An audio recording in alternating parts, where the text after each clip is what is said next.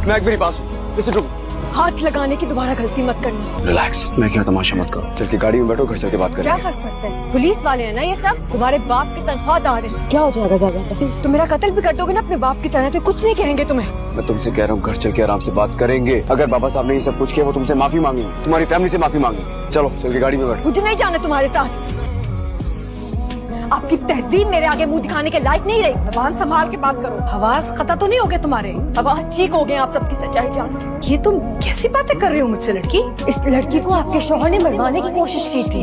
आपके घर के ड्राइवर की जान भी जा चुकी है इस एक्सीडेंट में। और मैं बेवकूफ आपके बेटे के और आप सबके जुल्म इसीलिए बर्दाश्त करती रही क्योंकि मैं एक शरीफ बाप की बेटी हूँ। तुमसे किसने कहा कि नवाब साहब ने तुम्हें मरवाने की कोशिश की थी? मैं खुद सुन के आ रही हूँ। वो बंदा पकड़ा गया है, मुझे पता है उसको मरवा दिया जाएगा, लेकिन मैं अब तक जान चुकी हूँ। ये सब बातें ना मेरे बेटे को मत बताना प्लीज। रात देनी चाहिए आपकी खुदगर्जी की। मेरी बात नहीं सुननी किसी की बात। सुनो मेरी बात। बाबा साहब घर पे नहीं है। जब वो घर पे नहीं तो किससे लड़ोगे? जरूरी नहीं कि शेरू जो कुछ कह रहा हो वो सच हो। क्यों सच नहीं हो सकता? क्योंकि बाबा साहब के बारे में कह रहा है। नहीं, क्योंकि बाबा साहब हमारे बाप हैं। हमारे साथ ऐसा नहीं कर सकते। तुम अपनी बीवी की जबान बोलना बंद करो। बाबा साहब के सारे काम मैं हैंडल करता हूँ।